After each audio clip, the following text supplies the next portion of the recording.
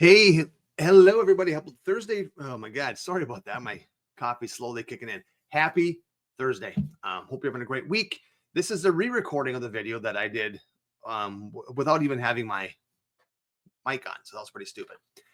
So today is going to be about using the calendar feature of FreeUp. For years, I used the Calendly feature, and I used the free one because who doesn't like free? Problem with that is you could only have one calendar, right? So if you were running an event and let's say you want people to book appointments with you for buyers and then one for sellers, and maybe you want one to joining your team or whatever it is, you could only have one unless you paid for it. And granted, Calendly is not super expensive. I think the cheapest option is like around $10 and maybe it goes up to $16. But again, it's an additional cost to you, and you may only be using it once or twice a year, who knows what. So this is actually rolled into FreeUp. So you can get rid of your Calendly, you can get rid of all those things. This actually is a much better feature in my personal opinion, but I'm kind of biased.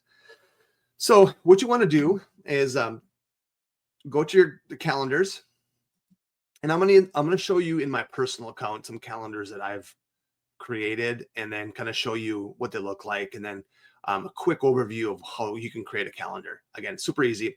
The main thing is you want this connected to your Google Calendar. If you're not using Google Calendar, get into the 21st century. Please use it. Google Calendar is way better, but you can still use your iPhones, whatever, but use Google Calendar. So to start a new calendar or to look at your calendars, you go under calendar settings, and it's going to pop up all of the calendars. And as you can see, I've got quite a few. Some have 30 minutes, some have 10 minutes, 60 minutes. So there's a lot of options here. I'm going to show you one that I did last year for an event. It was a holiday photo shoot. So for 3 hours, my clients could book a 10-minute section of those 3 hours to book a family photo shoot with a photographer. We had a nice holiday scene, fantastic stuff. So, but then again, too, is like I wanted to make sure, they could book their time, get notified, and they knew that their time was secure. So so calendars are an awesome way of doing that. Now, if you have kids or if you've ever tried to go to the mall and get a family picture taken, it's a pain in the ass. You're waiting in line. So clients love this event because they know from this time to this time, it's their personal time with the photographer. So how do you set this up? It can be kind of confusing. Actually, it's not. So I'm just going to show you what this one looks like. So the meeting details, generic logo. This is back when I was with EXP. I'm at Real now. So your calendar name, that's going to show up on the calendar. So don't put something on here you don't want your clients to see or read. And then a nice little description, big deal.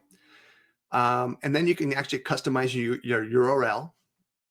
And if the URL is already taken, it's not going to let you do it. So just keep putting something in. So you never have to worry about there's the same URL out there. It will never happen. Meeting invite title, just something basic. And then your location. So this is something if you want to put in virtual, whatever. But we had ours at GCS title. That's it. You don't have to put the directions in because that'll be in your workflow. So when somebody signs up on your calendar, you should have them sent to a workflow or a campaign. So that's like this is the reminders. This is the thank you for filling out this form. I look forward to seeing you on whatever date. So don't forget to use the workflows. And that's a whole nother video. I'm not going to show you in this one, but use workflows. And then this is if you want to have a specific color for this calendar. So I picked red because red's Christmas. But if it's a business one, I have a green. For my success calls for FreeUp, they're purple. So for me, it's kind of I can look at my Google Calendar and I can see exactly what's happening. So that's for my own sanity. Availability. So if you want to have it for a specific date, you set it over here. So add specific hours. So you pick the date, you pick the time frame. I put tomorrow from 11 to 2. If it's a general calendar that's going to run every week in perpetuity, well, then you wouldn't do this. You would just have it on what days are you available, if that makes sense. So maybe you only want your mornings for buyer consults or your afternoons or whatever you want. You can set up your time frames, which is nice because, if you don't own your schedule, somebody else will. This is an awesome way of preventing other people from just bombarding you with and taking your time away. And I would say for a team leader, this is extremely, extremely important because I ran a team for 10 years and I love helping agents. And so what would happen is if somebody would ask me a question and I would stop doing what I'm doing, my momentum halts, any success I have is done. And then I pour into that agent, which again, I love doing, but it was hurting myself. And it was also training the agents that no matter what time of the day, I'm there for you. So now what I do is they say, hey, I've got questions on X, Y, and Z. I'm like, awesome. Here's my calendar, book time, and I love to go over it with you. There you go. So you can set up times.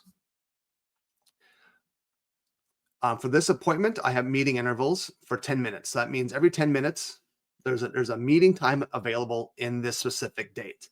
If you want it just for like in a meeting with agents, you can have 30, you can have 60, you can have whatever you want to. Do you have a specific date range? So this ends at a certain time. Maybe it's a special offer you're running where you can set the dates. If you get worn out quickly, you can actually maximize your bookings per day. So maybe you only want 2 agents contacting you a day. You can set that. And then buffer time. So if you need time to prep, drive, whatever it is, you can add buffer time before the appointment and after the appointment. So that way you're not getting like back to back appointments, especially if you're, have to go places. Well, don't make this kind of maximize your time.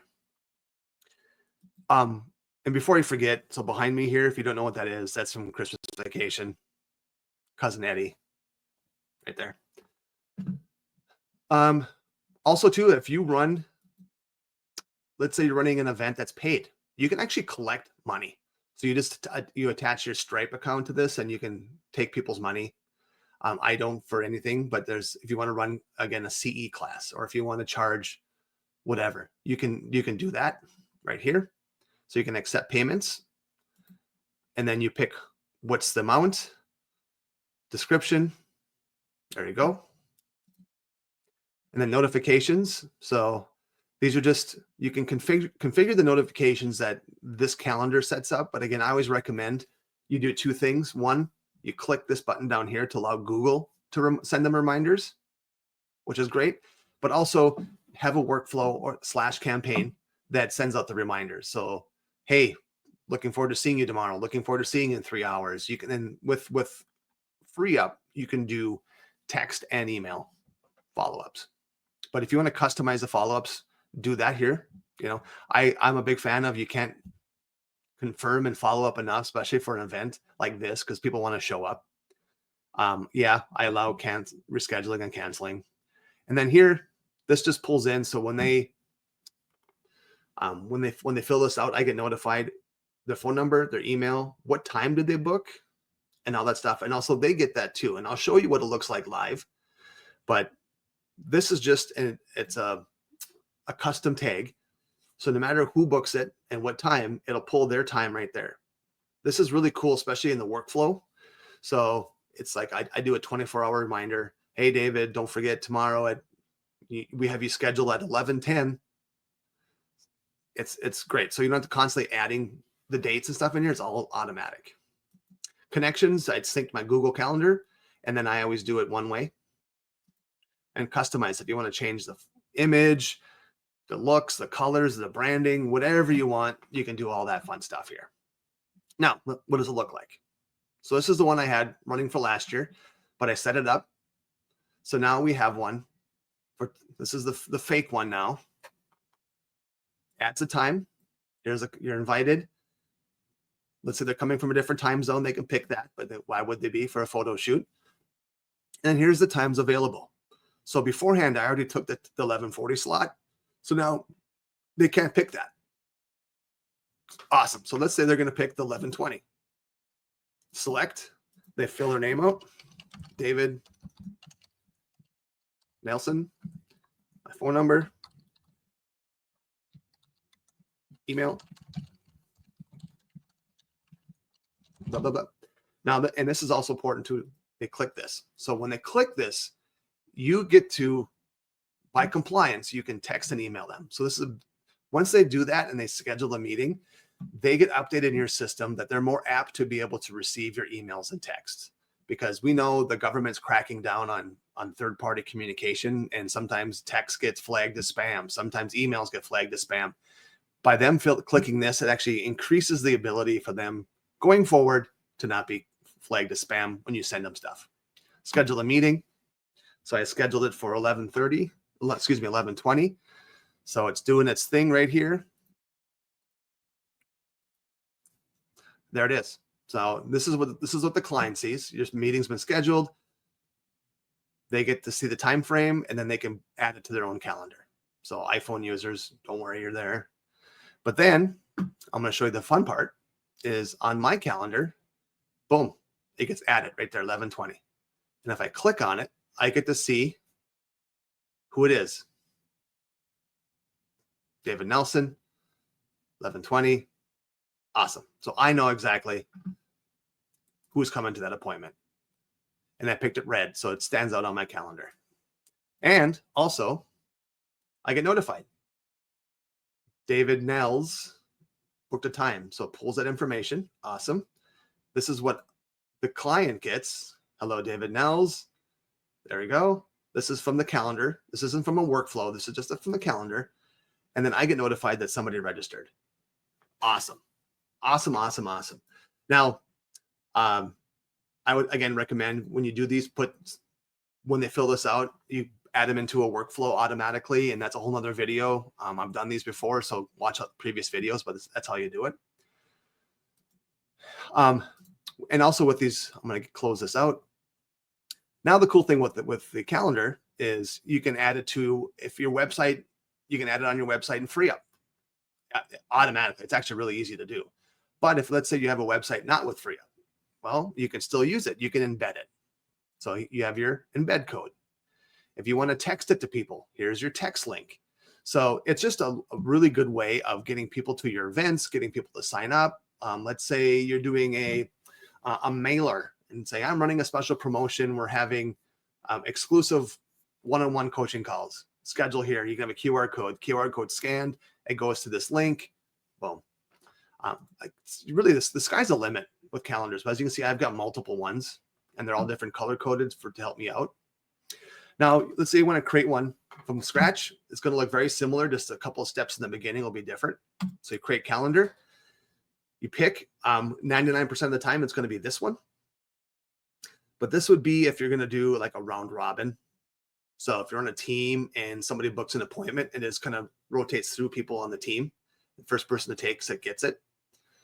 This is multiple hosts with one participant. So again, I don't know if you're going to have an intervention. Class bookings. So webinars, group trainings. So it really tells you kind of what's at it. And then you can explore more types. So there you go. So I'm just going to we'll do a personal booking, which is mostly you pick your name, pick the team member or members. And I'm the only one on here. You get to pick the calendar name, meeting duration. Awesome. What is your availability? So I'm just going to do there. And I only want it from 10 to 2. Confirm. I'm going to hit advanced settings, by the way. So advanced settings is going to open you up to this area. So now you get to add your logo, calendar name, put your description. And this should all look familiar from before. This is where everything, you go through the availability, your forms. So this is what it shows my availability right now. If you want to add specific dates, you can tweak it. Let's say Wednesday. Now, just a reminder that this is synced with your Google Calendar. So if somebody wants to book time with me today at 11:30, they can't because I'm booked, right? You go next week, here's a success call. Somebody wants a success call at 2 o'clock. They can't, I'm booked. So this pulls in. So anything that I have on my calendar is reflected on the calendar and free up for availability times. So that way you're not double booking. And that's really important because you don't want to do that.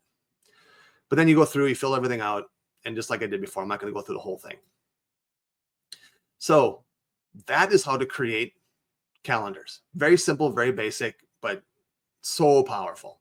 Now, if you've got questions on how to do this further, just watch this video again or book time on my calendar and I can help you. So have a great day. I look forward to seeing you next week. And just a quick reminder, there will be no training on the week of Christmas because I will be with my family celebrating and having a great time. make sure you do the same. Take a break, enjoy life, because it's already the end of the year again. So, all right, have a great day, and I will talk to you next week.